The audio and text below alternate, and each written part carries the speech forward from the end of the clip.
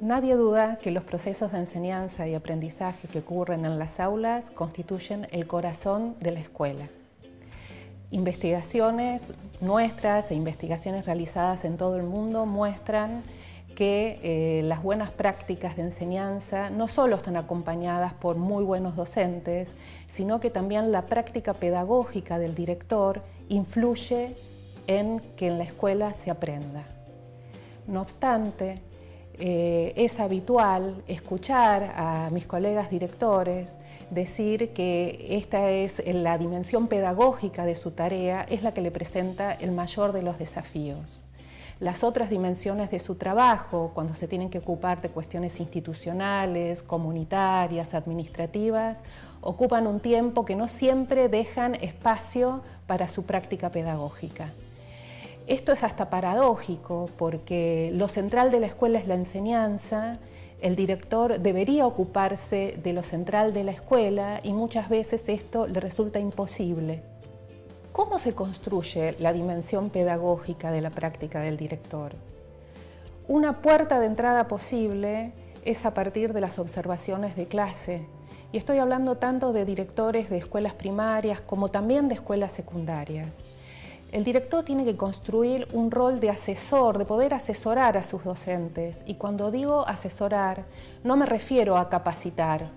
Me refiero a acompañar, a sostener las prácticas, a abrir espacios de diálogo, espacios de escucha, espacios para desnaturalizar lo que el profe ya tiene naturalizado. Y este es un espacio a construir entre el director y el docente. Posiblemente un director de una escuela secundaria no pueda hacer esto con todos sus profesores, pero va a tener que elegir un foco por donde empezar a trabajar y construir esta práctica de asesoramiento, que es la que va a generar algún tipo de cambio o algún tipo de mejora en su práctica. Muchas veces, hablando con directores, aparece como un gran temor a entrar al aula, un gran temor a la devolución que deberían hacer a los docentes, sobre todo si no pertenecen al mismo campo disciplinar. Nosotros sostenemos que en realidad un director no solamente puede, sino que parte de su práctica pedagógica consiste en acompañar, en asesorar, e implica un trabajo colaborativo. Un director no debería tener todas las respuestas, no se espera que las tenga, pero sí puede abrir un espacio de interrogación, de pensar junto con un colega profesor para inaugurar otras prácticas en el aula. ¿Qué observa un director cuando observa una clase? Bueno, la observación es una práctica situada, va a tener que ver con muchas cuestiones ligadas a su institución, ligadas al docente que va a observar, a los estudiantes, o sea, no podemos generalizar demasiado. Sin embargo, hay algunas cuestiones ligadas a la observación, como podríamos decir básicas, que podrían estar presentes en todo acto de observación que realiza un director en su escuela. Por ejemplo, en primer lugar, observar qué ocurre con el contenido de la enseñanza. Nosotros sabemos que cada acto pedagógico incluye un docente, alumnos y cierto contenido a enseñar. Respecto de ese contenido, la información que circula en el aula tiene que ser clara. Ese es un requisito. Esto no quiere decir que la clase comience con información clara, porque tal vez comienza con una pregunta y recién al final de la clase se llega a aclarar el enigma. Pero lo que quiere decir es que en algún momento de la clase tiene que quedar claro para los estudiantes qué se estuvo aprendiendo, qué se estuvo enseñando, sobre qué trató la clase.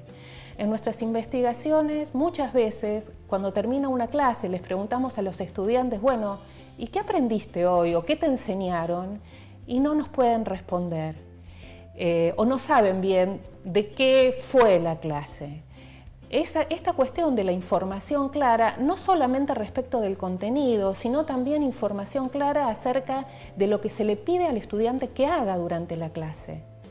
Parece una cuestión del sentido común, tal vez lo sea, pero no siempre la información clara está presente en una clase y sería una cuestión que el director debería observar. Un segundo elemento sobre el que el director podría preguntarse cuando observa una clase es acerca del sentido que tienen esos contenidos que se están enseñando para los estudiantes. Últimamente escuchamos a menudo hablar a los chicos acerca del sinsentido de lo que me enseñan en la escuela. Me aburro, no me gusta lo que me enseñan, no lo entiendo, no entiendo para qué estoy aprendiendo esto, para qué me lo están enseñando. Es un aspecto ligado a la motivación del estudiante. Aquello que se enseña debería tener alguna ligazón con sus intereses, con la vida de los jóvenes, con cuestiones relacionadas con el afuera de la escuela. No siempre en la escuela ocurre esto, no siempre en las clases hay una referencia a algo que le otorgue sentido a lo que se enseña. Esa es una responsabilidad del docente. Sabemos que el docente tiene un mandato curricular que cumplir. El currículum es ley dentro de la escuela. Hay algo que un docente de una escuela de gestión estatal o de gestión privada tiene que enseñar en determinado momento. Sin embargo, también el docente tiene espacios de libertad para planificar, pensando en sus alumnos, pensando en su grupo, pensando en el contexto. Es ahí donde la pregunta del sentido encuentra un lugar. O sea, creo que un trabajo importante del docente es cuando planifica y cuando enseña, pensar en el sentido de aquellos contenidos que enseña para sus alumnos. Un tercer aspecto que el director podría enfocar cuando observa una clase es qué tipo de interacción ocurre dentro del aula. ¿Cómo se da esa interacción? ¿Interactúa el docente con todos sus estudiantes? ¿Interactúan los estudiantes entre sí? ¿Se dirige solamente a un grupo y hay un grupo que siempre permanece aislado? En unas investigaciones que hicimos en la universidad hace poco tiempo, descubrimos una categoría de estudiantes que las llamamos estudiantes invisibles. ¿Por qué? Porque eran estudiantes que no interactuaban con ningún docente. Ningún docente los reclamaba, les preguntaba, les pedía tareas, eran los que quedaban aislados. La interacción o la participación en clase es uno de los rasgos centrales de la inclusión educativa. Creo que es un rasgo esencial que un docente debe tener en cuenta cuando enseña y que un director debe tener en cuenta cuando observa en una clase. O sea, ¿qué tipo de interacción se da? Es una interacción que interroga sobre lo que el estudiante está aprendiendo. Es una interacción que solo ayuda a que el docente continúe con su enseñanza y solo pide una muletilla para avanzar con lo que quiere decir, porque en casi todos los casos se trata de un tiempo que no sobra y de un contenido que es demasiado abundante. Creo que preguntarse sobre la interacción ayuda a pensar una clase, le ayuda al directivo cuando trata de entender qué es lo que pasa en ese espacio y también en un momento posterior de devolución va a ayudar a pensar nuevas interacciones que posiblemente el docente no haya considerado en un primer momento. Otra cuestión central a tener en cuenta es en qué tipo de tarea académica están involucrados los estudiantes durante la clase. ¿Qué quiero decir con esto? El aprendizaje no ocurre a partir de lo que el docente le dice a un estudiante. Un docente se puede pasar temporadas hablando y los alumnos no aprendiendo. Un estudiante aprende a partir de lo que hace, a partir de una tarea planteada por el docente. Una tarea que desde la teoría se suele llamar tarea académica. Las tareas académicas pueden ser de distinto tipo. Y en general se categorizan en tareas de alta demanda cognitiva, por ejemplo, una resolución de un problema. Si un alumno está implicado durante el tiempo de clase en la resolución de un problema que le implique recurrir a contenidos nuevos para poder resolverlo, es una tarea muy interesante y muy fructífera. Una tarea académica puede ser una tarea de copia, que lamentablemente es habitual en las aulas. Otro tipo de tareas pueden ser las tareas rutinarias, que son aquellas tareas repetitivas, que muchas veces hasta ni tienen demasiado sentido para el estudiante y que en realidad suelen ocupar el tiempo de clase sin obtener a partir de eso un resultado interesante. Es muy importante que el director, cuando observa una clase, pueda entender qué tipo de tarea es la que involucra el trabajo del estudiante, porque esa tarea es la que va a predecir su desempeño posterior. Quien predice qué es lo que el alumno va a aprender no es lo que el docente dice en clase, es la tarea que el alumno hace en la clase. Otro aspecto a considerar es la retroalimentación que el docente brinda a sus estudiantes. Habíamos hablado antes de la interacción. Muchas veces esa interacción tiene como propósito que el docente haga devoluciones a los jóvenes, a los chicos, acerca de lo que van aprendiendo. Estas devoluciones son esenciales.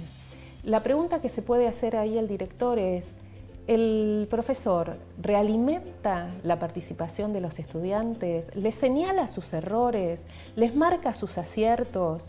¿Los alienta a seguir trabajando? Me parece que eso es un aspecto muy importante de la clase.